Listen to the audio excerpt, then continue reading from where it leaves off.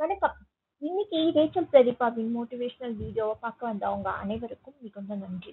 என்னுடைய வீடியோ சேனலை நீங்க பாட்காஸ்ட்டை லைக் பண்ணுங்க, கமெண்ட் பண்ணுங்க, சப்ஸ்கிரைப் பண்ணி மீதி பேருக்கும் ஷேர் பண்ணுங்க.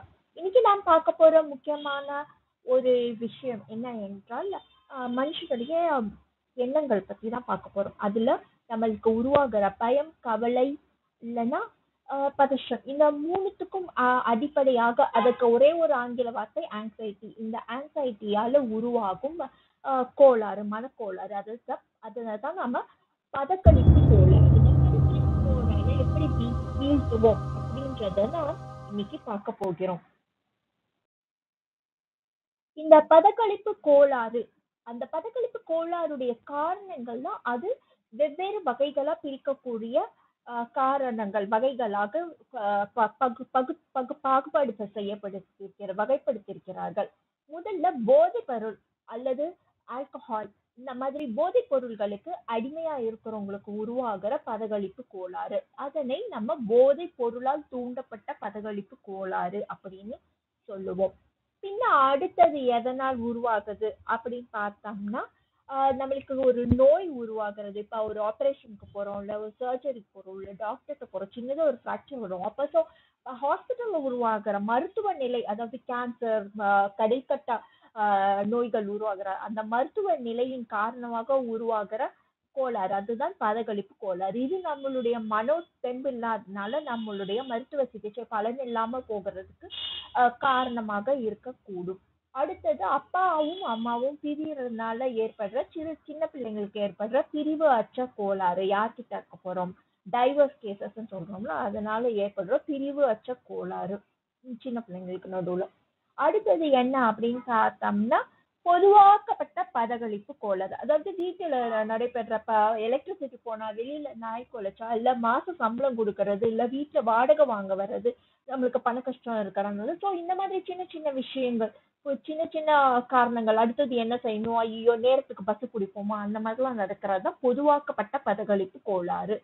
அடுத்தது 4 பேர் மத்தியில பழகுறதுக்கு நம்மளுக்கு இருக்கிற சங்கோஜங்கள். இதாவது வெக்கம், சங்கோஜம் மட்டும் இல்ல, அதால வரக்கூடிய அந்த பயம், பதற்றம், அதெல்லாம் சமூக அற்ற கோளாறு. அவங்கள ஃபேஸ் பண்ணவே முடியாது. வீட்டை விட்டு வெளியில போறதுனாலே ஒரு பெரிய இது டைரியா வரும், எல்லாமே வயிற்றுல பட்டர்ஃபிளைஸ் இருக்குன்னு சொல்லுவாங்கல்ல, அதெல்லாம் நடக்கும். அதுதான் சமூக அற்ற கோளாறு.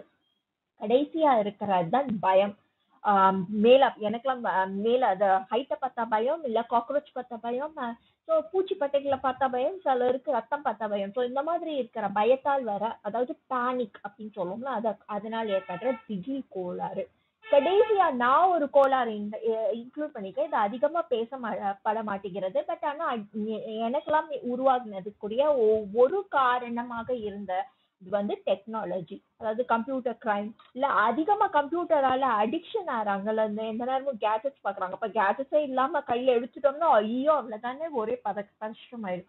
ஸோ கேஜெட்ஸ் இல்லாம இருக்கவே முடியாது அப்படின்னு இருக்காங்க. ஸோ அந்த மாதிரி இருக்கிற அந்த இதுக்கான டெக்னாலஜி இன்டியூஸ்ட் ஆங்ஸைட்டி, அதாவது தொழில்நுட்பத்தால் உருவாகக்கூடிய ஆங்ஸைட்டி, அதாவது டெக்னாலஜியை துஷ்பிரயோகப்படுறதுனாலும் உருவாகக்கூடிய தொழில்நுட்ப ஆங்ஸைட்டி. பதகளிப்பு கோளாறு, அதனுடைய காரணங்கள், அது எப்படி நம்மளுக்கு நம்ம உடம்புல உருவாகுது, அதாவது ஏதாவது பட்டு ஒரு பதஷ்டம் நம்மளுக்கு ஒரு கோளாறு, அந்த நிலை. கோளாறு என்பது ஒரு நிலை, பதஷ்டம் என்பது ஒரு நல்ல உணர்வு. அந்த பதஷ்டம் என்பது உணர்வு இருக்கிறனாலதான் நம்மளுக்குள்ள ஒரு மோட்டிவேஷன், ஒரு இன்ஸ்பிரேஷன், இல்ல ஒரு பிரச்சனையை தீர்க்கக்கூடிய அந்த ஒரு உணர்வுகள் வரும். பட் அதே உணர்வு நம்ம எல்லை மீறி போகும்போது அது கோளாறா மாறுது. ஸோ அந்த எல்லை மீறும் போது நம்ம உடம்புல உருவாகிற உபாதைகள், அந்த அறிகுறிகளை எவ்வாறு கண்டறிவது? முதல் குறிப்பு, முதல் நிலையான அறிகுறிகள், அதாவது உடம்பு ரீதியாக உடம்புற அறிகுறிகள், அது என்ன அப்படின்னு பார்த்தோம்னா, நம்ம கை கால்லாம் ஒரு மாதிரி குளிர்ந்து வேர்வையா இருக்கும் அவங்களுக்கு எல்லாம் பாத்தீங்கன்னா, நமக்கு எல்லாம். இல்லைன்னா தாகமா இருக்கும், அடிக்கடி வறண்ட நிலை, வாயெல்லாம் வறண்டு போய் தாகம் அதிகரிக்கும், இல்ல இதய துடிப்பு ஜாஸ்தியாகும், இல்ல தலை சுற்றல் வரும், கை கால் நடுக்கம் இருக்கும். சில பேருக்கு பாத்தீங்கன்னா தசை பதற்றம், அதாவது ட்ரெம்பிளிங் அப்படின்னு சொல்லுவோம்ல, ஒரு நடுக்கம் இருக்கும், மூச்சு திணறல் ஏதாவது ஏற்படும், இல்ல நம்ம வயிற்றுல பட்டர்ஃபிளைஸ்ன்னு சொல்லுவோம், இல்ல வயிறு கலக்குதுன்னு, அதெல்லாம் உடல் ரீதியான அறிகுறிகள். அடுத்த வகையான அறிகுறிகள் என்ன அப்படின்னு பார்த்தோம்னா, மன ரீதியான அறிகுறிகள். நம்ம மனசுல என்னெல்லாம் தோணும் அப்படின்னு பார்த்தீங்கன்னா, ஒரு பயம், இல்ல அச்சம், இல்ல ஒரு கவலை. அந்த சிந்தனைகள் திரும்ப திரும்ப வரும். இல்ல சில பேருக்கு வந்து பார்த்தீங்கன்னா, கெட்ட கனவு கண்டேன். அடிக்கடி கெட்ட கனவு காணுவாங்க. ஸோ இவங்கலாம் கெட்ட கனவு வந்து பயந்து எந்திரிப்பாங்க. இல்ல பதறிய எண்ணங்கள், இல்ல சில எண்ணங்கள் திரும்ப திரும்ப நம்மளுக்கு திரும்ப திரும்ப வரும். இல்ல முன்னாடி சில நடந்த கெட்ட சம்பவங்கள்லாம் திரும்ப திரும்ப நம்ம நினைவுக்கு வரும் மறு நிகழ்வுகளாக நடக்கும். அப்படி இல்லைன்னா சில எண்ணங்கள், சில கவலைகள் திரும்ப திரும்ப நம்மளுக்கு அதாவது மிக எண்ணங்கள் அப்சஷன் சொல்றோம்ல அது நடக்கும். ஸோ இதனால் இந்த எண்ணங்கள்லாம் வந்துச்சுன்னா என்ன ஆகும் அப்படின்னா, நம்ம குணாதிசயங்கள் மாறும். ஸோ நம்ம நடத்தை அறிகுறிகள் அப்படின்னு அதை வகைப்படுத்துவோம். நடத்தை அறிகுறிகள் என்ன அப்படின்னு பார்த்தோம்னா, ஒரு இடத்துல நம்மால ஓய்வோடு இருக்க முடியாது. ஓய்வு இல்லாம ஒரு இடத்துல இருக்கவே முடியாது. எங்கேயாவது நடமாடிக்கிட்டு, இடப்பயிற்சி செஞ்சுக்கிட்டு, இல்ல சில செயல்களை திரும்ப திரும்ப சொல்லுவோம். இல்லைன்னா தூக்கம் இல்லாம போயிடும். ஸோ இந்த மாதிரி சில நடத்தைகள்ல நம்மளுடைய அறிகுறிகளை கவனிக்கலாம். ஸோ இது அத்தனையும் வந்து வருவது நம்மளுடைய மன பதற்ற நிலை கோளாறால் நடக்கும். இது அதிகபட்ச நிலைக்கு போறப்ப என்ன ஆகும் அப்படின்னா, நம்ம சீர்குலைவடைந்து மயக்கமாக கூட ஆக முடியும். இந்த பதற்றக் கோளாறு உள்ளவங்க இத அடிக்கடி மேனேஜ் பண்றது, அதாவது எப்படி சமாளிப்பது அப்படின்னு பாக்குறதுக்கு முன்னாடி நான் ஒரு சின்ன ஒரு வீடியோ கிளிப் காமிக்கலாம் அப்படின்னு வச்சிருக்கிறேன். ஆனா அந்த வீடியோ கிளிப் ரெக்கார்ட் ஆகுது. ஏன்னா அது காப்பிரைட் வயலேஷன் இருக்கு. அதனால நம்ம என்ன பண்ணுவோம் அப்படின்னா, வந்து the great Bogart lesson, Harry Potter movie எல்லாரும் பார்த்துருப்போம்ல, அந்த ஹாரி பாட்டர்ல உள்ள போகாட் அப்படின்னு ஒரு மேஜிக் ஃபீச்சர் இருக்கு. ஸோ இந்த போகாட் என்ன பண்ணும் அப்படின்னா, நம்மளுடைய உணர்வுகள் தான் அதோட வெளிப்படுத்துதலா இருக்கும். அதுதான் நம்மளுடைய பதஷ்டத்துக்கு காரணமாகும். ஸோ பதஷ்டம் கொண்டு நம்மளை அது கொலை பண்ணும்.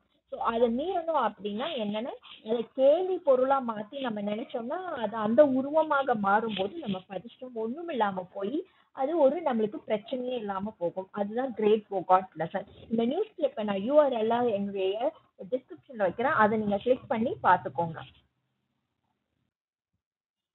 ஸோ பதஷ்ட கோளாறை எப்படி சமாளிப்பது அப்படின்றதுக்கு நான் 3 வழிகள் சொல்லியிருக்கேன். முதல் வழி என்ன அப்படின்னா, சுய பராமரிப்பு.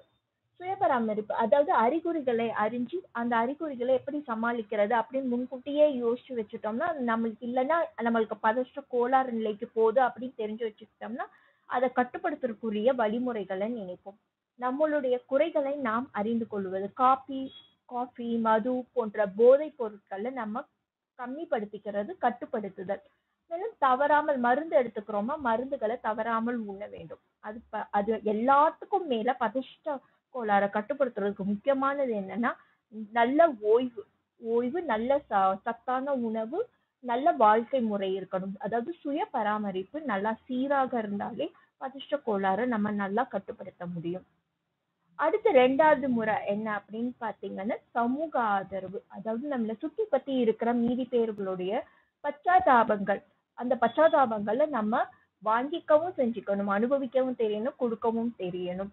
மீதி பேருக்கு இரக்கத்தோட நடந்துக்கிறது. அடுத்து உங்களுக்கு நம்ம இந்த மாதிரி பதஷ்ட கோளாறு இருக்கிறவங்கள பார்த்தோம்னா, அவங்களுக்கு ஆதரவு தரும் அப்படின்னு சொல்லி கேலி கூத்தா பண்ணாம, இல்ல அவங்களுடைய வாழ்க்கையே கட்டுப்படுத்தி நீ இந்த மாதிரி செய் இல்லைன்னா உனக்கு பதஷ்டம் வரும் அப்படின்னு சொல்லாம, அந்த பதஷ்டம் வராம இருக்கக்கூடிய சூழ்நிலைகளை உருவாக்குற ஒரு சப்போர்ட், ஆதரவு கொடுக்கணும். கட்டுப்பாடு கொடுக்க கூடாது. கருணை உணர்வோட அவங்க கிட்ட நம்ம நடந்துக்கணும். அவங்களால முடியாது அப்படின்னு சொன்னா, இப்ப ஒரு மீட்டிங்க்கு போறாங்க அப்படின்னா, அந்த சில பேருக்கு பதஷ்டம் உருவாகுது அப்படின்னா, அந்த மீட்டிங்ல என்ன நடக்க போகுது அப்படின்றத முன்னாடியே சொன்னா வந்து நம்ம குறைஞ்சு போயிட மாட்டோம். ஸோ அந்த மீட்டிங் அஜெண்டா அதுக்கு தான் ப்ரிப்பேர் பண்றது. ஸோ அந்த அஜெண்டா இல்ல இததான் சொல்ல போறோம், இதை பத்தி தான் மீட்டிங் அப்படின்னு சொல்லிட்டு அதுக்கப்புறமா நம்ம அவங்கள ஒரு மீட்டிங் கூட்டிட்டு போனோம்னா, அந்த மீட்டிங்ல அவங்களும் நல்லா பேசுவாங்க. அந்த மாதிரி. ஸோ அதற்குரிய உதவி நம்ம அதனால என்ன நடக்க போகுது அப்படின்னு ஒரு மீட்டிங்க்கு போக போறோம். அவனுக்கு பதஷ்டம் வருதா அவங்களுக்கு தெரியல அப்படின்னா நம்ம மேனேஜர்ட்ட என்ன நடக்க போகுது அப்படின்னு கேட்டு அதற்குரிய உதவிகளை நம்ம கேட்டு பெற்றுக்கொள்வதும் தப்பே இல்லை. அவங்க சொல்ல மாட்டேன்னு சொன்னதுக்கு அப்புறம் கேட்க முடியாதுதான். பட் ஆனா கேட்கறது தப்பு இல்லை. ஸோ உதவி நாடுனாலே நம்மளுக்கு ஒரு அளவுக்கு பதஷ்டம் குறைவாக தான் இருக்கும். அந்த கோளாறு நிலை கம்மியாக தான் இருக்கும். இதுதான் சமூக ஆதரவு அப்படின்னு. நான் என்ன செய்வேன் அப்படின்னா, என்னுடைய பதஷ்ட கோளாறு இருந்தப்ப நான் என்ன செஞ்சேன் அப்படின்னா, சுவாரஸ்ய உணர்தல். அதாவது இப்ப நம்ம வந்து நல்ல நிலைமையில இருக்கோம் அப்படின்னு நம்மளை சுத்தி நான் சொன்னேன்ல, எனக்கு ஒரு சைபர் கிரைம் அந்த டெக்னாலஜி அதுதான் பதிச்சுட்டு கோளாறு இல்ல அந்த மாதிரி அந்த சப்ஸ்டன்ஸ் அபியூஸ் பண்ணாங்க அப்படின்னா நம்மளுக்கு விஷம் வச்சாங்க அப்படின்றனால பதிச்சுட்டு கோளாறு வந்துச்சுன்னா அந்த விஷங்களை சாப்பிடாம இருக்கிறது. இப்ப நான் என்ன செஞ்சேன்னா எனக்கு அந்த டெக்னாலஜியால பதிச்சுட்டு கோளாறு வரப்ப அதை என்னால மீறவே முடியல, அவங்கள ஒண்ணு செய்யவும் முடியல, நிப்பாட்டவும் முடியல. ஸோ அப்ப சுவாரஸ்யமான சில உணர்வுகளை நினைத்து பார்த்தல், அதை பேசிக்கொள்றது, சமச்சீரான உணர்வு, நல்ல வாழ்க்கை முறைகளை பயன்படுத்துதல். ஸோ பலவீன பாத்திர வலிமைகள் அப்படின்னு சொல்லுவோம். ஸோ அந்த பலவீன பாத்திர வலிமைகளை கண்டறிது. ஸோ எனக்கு என்ன அப்படின்னு பார்த்தீங்கன்னா, எனக்கு அவங்க பண்ணனால என்னால வாழ்க்கையில முன்னேற முடியல. ஸோ அதுக்கு வந்து ஜெஸ்ட் அப்படின்னு சொல்லுவோம். அதாவது நம்மளுடைய குறிக்கோள் அடைதல். இந்த குறிக்கோள்கள், லட்சியம், அதுலதான் நம்ம வாழ்க்கையில எதுவுமே செய்ய முடியாம நம்ம யூஸ்வலா நம்ம நல்ல நார்மலா வாழ்ற வாழ்க்கை வாழ முடியலையே, செய்யக்கூடிய காரியங்களை செய்ய முடியலன்றப்ப அந்த காரியங்கள் இப்ப எனக்கு பெயிண்டிங் பிடிக்கும்னா அந்த பெயிண்டிங் எடுத்து வச்சு என்னைக்கு அது ஒரு நாள் ஒரு பிரஷ் வச்சு ஒரு ஒரு ஸ்ட்ரோக் கொடுத்தா கூட எனக்கு அது ஒரு பலவீன பாத்திரத்தை வலிமைப்படுத்தக்கூடிய ஒரு நிகழ்ச்சியாக அமைஞ்சது. ஸோ இந்த மாதிரி பலவீன பாத்திர வலிமைக்குரிய செயல்களை செய்தல், இலக்குகளை அடைதல். அதாவது அதான் சொன்னேன், ஜஸ்ட் வேணுன்றதுக்காக நான் கோல்ஸ் செட் பண்ணேன். அதாவது லட்சியங்களை வச்சுட்டு என்ன படிக்க வேண்டிய புக்கு படிக்கணும்னு நினைச்சேன்னா இந்த புக்கு இத்தனை நாள் இல்ல இவ்வளோ புக் எடுத்து படிக்கணும். அதை எத்தனை நாள்ல படிச்சு முடிக்கிறேன்னு முக்கியம் இல்ல, அதை படிச்சு முடிக்கிறேன்னு முக்கியம் இல்ல, அட்லீஸ்ட் படிக்கணும்னு நினைச்சதை எடுக்க முடிஞ்சிச்சு, செய்ய முடிஞ்சிச்சு இல்ல, அதுதான் முடிச்சேன்னா இன்னும் அதிக வலிமைப்படும். ஸோ எவ்வளவு முடியுதோ அவ்வளவு செய்யறது.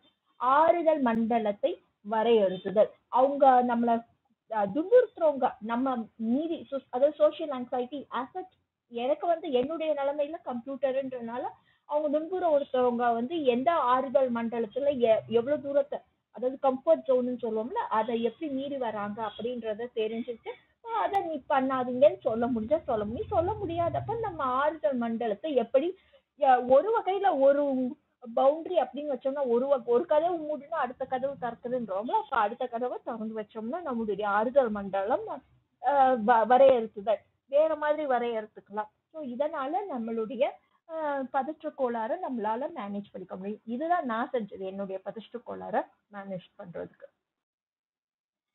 இன்னைக்கு நான் பதற்ற கோளாறை பத்தி பார்த்தோம். அதாவது பதற்ற கோளாறுனா என்னன்னு பார்த்தோம், பதற்ற கோளாறுடைய அறிகுறிகள் என்னன்னு பார்த்தோம், பதற்ற கோளாறை பத்தி எப்படி சமாளிப்பது அப்படின்ற முறைகளை பார்த்தோம், நான் எப்படி சமாளிச்சேன் அப்படின்ற முறைகளையும் பார்த்தோம். இன்னைக்கு நான் இந்த வீடியோக்களை போடுறதும் நான் பதற்ற கோளாறு போன்ற சில விஷயங்களை சமாளிக்கிறதுக்காக கற்றுக்கொண்ட சில விஷயங்களை பகிர்ந்துக்கிற ஒரு சமூக சேவையாட்டம் வச்சுக்கலாம். ஸோ அதற்காக தான் நான் செய்ய ஆரம்பிச்சேன்.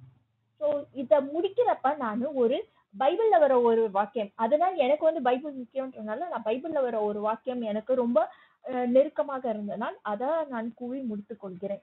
அதாவது மனுஷனுடைய இருதயத்தில் உள்ள கவலை அதை ஒடுக்கும், நல்ல வார்த்தையோ அதை மகிழ்ச்சியாகும். ஸோ பதற்ற கோளாறு இருக்கிறவங்க கிட்ட நல்ல வார்த்தைகளை சொல்லணும். அந்த நல்ல வார்த்தைகளால மட்டும்தான் அதை அவங்களுக்கு உதவ முடியும். ஸோ இது எதுல இருந்து எடுத்தாங்க அப்படின்னா பைபிள்ல பாத்தீங்கன்னா நீதிமொழிகள் 12ஆம் அதிகாரம் 25வது வசனம். ஸோ பதற்ற கோளாற நம்மளால் மீற முடியும். என்னுடைய வீடியோ இன்னைக்கு நீங்க பார்த்ததுக்கு ரொம்ப நன்றி. மீண்டும் அடுத்த முறை வேறொரு நிகழ்வு வீடியோவுடன் நான் உங்களை மீண்டும் சந்திக்கிறேன்.